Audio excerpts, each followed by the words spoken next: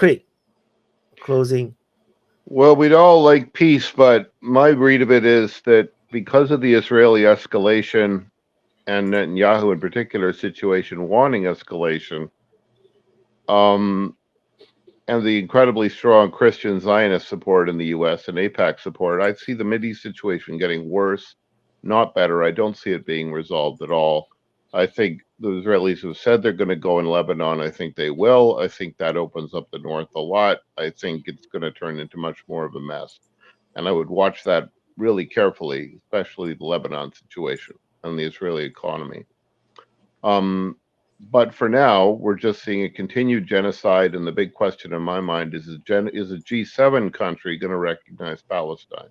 Could be Japan, could be Italy, could be Canada, but that would be the last major grouping that hasn't recognized Palestine yet. That and the Five Eye countries. So I'm watching for that and watching what those parliaments do.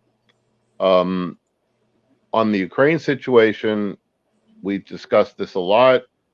I think it's basically the Russians move troops around to get the Ukrainians to move troops around because it's harder for the Ukrainians to move their troops around. And it costs them logistically and it costs them in morale terms and it just costs them in every term. And then you might have things like a unit may refuse to go somewhere vulnerable or something, and these issues pop up. But I am very curious about where the Russians are starting to occupy the islands of the Dnieper around Kherson, and it's starting to make me think they may make another land play for Odessa, or at least look like they are. And that is definitely number one objective for Russia is to reconnect Transnistria and conquer Odessa, because if they do that, Ukraine is landlocked and the rest of it doesn't matter at all. Kharkov, in my mind, is not much of an objective. It's more of a Maskarovka thing. They would take it if they could, but they really want Odessa. And the question is, can they lure enough Ukrainian troops away from Odessa that they can then militarily take it without wrecking it? So that to me is the thing to watch in Ukraine. As far as the other theaters are concerned, well, the trade wars are getting ridiculous with China. I think that can still be avoided as a conflict, but economically, it's just a flat up trade war. And the last thing that was really significant to me was I watched the St. Petersburg conference in Russia, and Karaganov, uh, who is this basically hawk, the John Bolton of Russia, was really questioning, grilling Putin really in public in quite an interesting way to see. He's head of a defense council or something.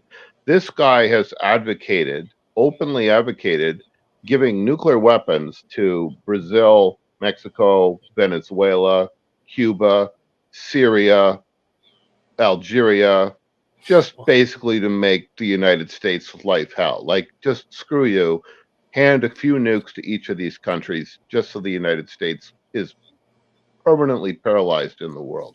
That's his actual policy intention.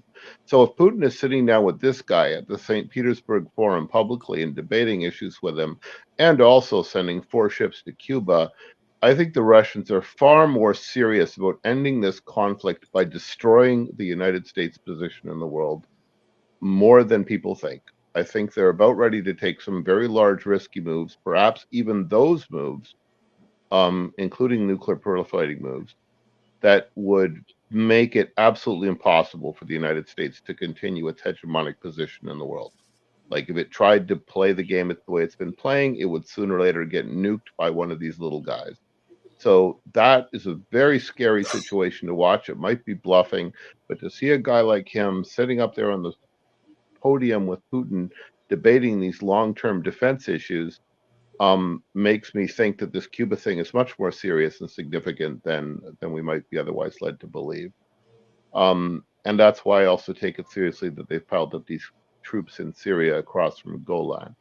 So that's the world conflict situation. I hope that none of this stuff gets any more serious. The U.S. election is also a pretty high stakes affair. Personally, I think Trump is a mildly less World War III risk than Biden, because Trump seems to understand that the United States is not a perfect country and cannot just lead everything. And Biden and his goons don't seem to understand that. They seem to be willing to blunder their way into World War III. So I'm not surprised that Americans are not abandoning Trump despite his criminal conviction. I think they are taking this seriously. And I think that you may see a very divided government emerge in the US. Like they might vote Democratic in the states and the Congress, and they might hand Trump the presidency, and the whole country might descend into a bunch of domestic infighting. And that might be a way to prevent World War III. The American public has sometimes proven remarkably wise at setting up these situations. And so I'm watching them carefully. But the British election also, I think that's likely to emerge in something different than people expect, but I couldn't tell you what. And the South African election situation also is not resolved, or the European. So next week we should be talking about those. But the world is shifting politically, and it's shifting in some pretty big ways. So next week we should have something to talk about there.